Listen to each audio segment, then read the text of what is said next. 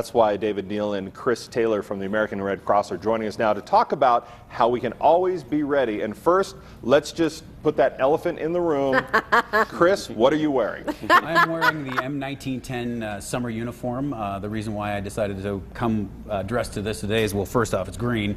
Yes, St. Patrick's Day. very important. As well as we're coming up to the 100th anniversary of the Red Cross serving in Idaho. I just wanted to convey that even though that the uniforms do not look the same, we still, for the Red Cross, will do service to armed forces still to this day. Okay. If there is someone overseas that has a death in the family, contact will be made to the Red Cross. There will be someone in that person's town to find out whether or not this is the case. And in some cases, soldiers have been sent home within 24 hours after finding out that there is a death in the family. Oh, wow. So this is one of those ways that I'd that's like a good service. In That's my original right. question of what were you wearing, I was referring to your mustache. Oh, I sneezed this morning and it came out. So. No, that's great, and it's come a long way, but you see people walking around with the That's right. armbands and the patches and Yeah, patches more so, but then Yeah. this is And one of those jackets things. and- Yes, it's yeah. even though that we've been here for 100 years, we're going to be here for another 100 years. nice. David, do you find that people in our area get a little lax about being prepared for disaster because we feel like we don't have a lot of disasters in our area? Well, it is, a lot of communities are like that. They feel that they don't see the big things that you were mentioning before, and that therefore, what are the odds? But the fact is you prepare for the big things, they also prepare you for the small things. Now, I just recently relocated from Salt Lake City, Utah. And I've found this about Idaho in the short time I've been here as well. There is really quite a bit of recognition, of awareness of what the risks are.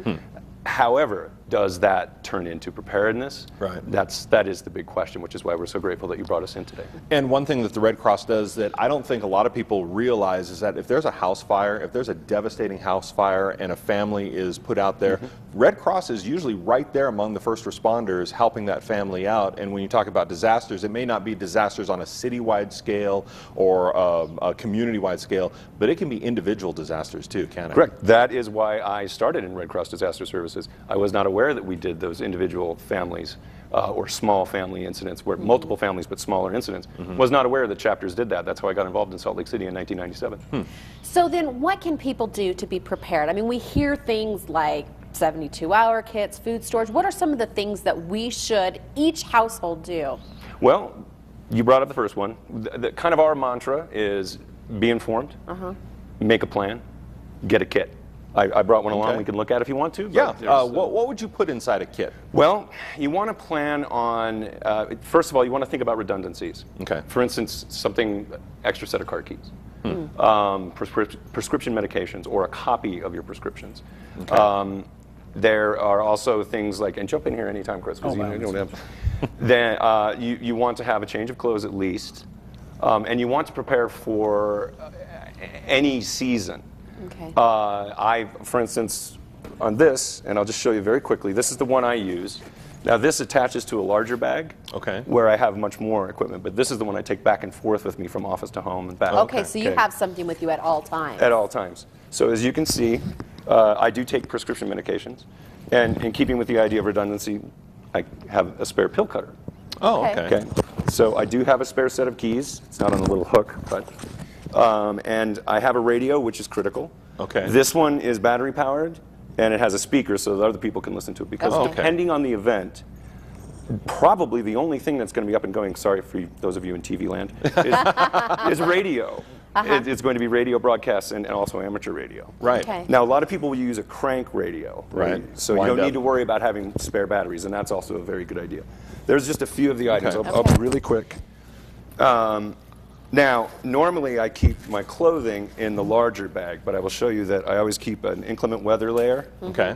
and then a base And layer. you're dropping stuff out of your rack. And a base layer. Oh, okay. And I keep that in there whether it's summer or winter. Okay. Now, As you just I'm mentioned. guessing that the Red Cross website has a complete list of things people should think about packing. Yes, ma'am, as well as ready.gov. That has been a website that's been up and active since 2001 after the 9/11 experience. One thing I would like to also mention is that making a plan with your family is a very important portion of this. Even though you may never use this, it's one of those things where you can fall back to. So your son is in practice your daughter is somewhere else entirely different, you know if you cannot go home, there are other places that you can meet, which is very important. Another aspect that the Red Cross does have, it's called what is it? When you're lost, you can send in information to the Red Cross and say, I am at this location. If you have to leave the town or whatever else the case may be, you contact the Red Cross, and then those that are looking for you will they'll have contact that the Red information Cross. on hand. So if somebody else from your family calls up, and that's a big problem during disasters. Very much so. People trying to scattering connect. and not Yeah. Oh, no, not a problem. That's why we often ask that people name an out-of-state contact, so that if you are displaced, you can call that out-of-state contact, and then your friends and family call them away from the affected area, so that we can keep those lines open. All right, fantastic. Very good. David, Chris, thank you so much for coming in today. Great information. Yeah. And that's going to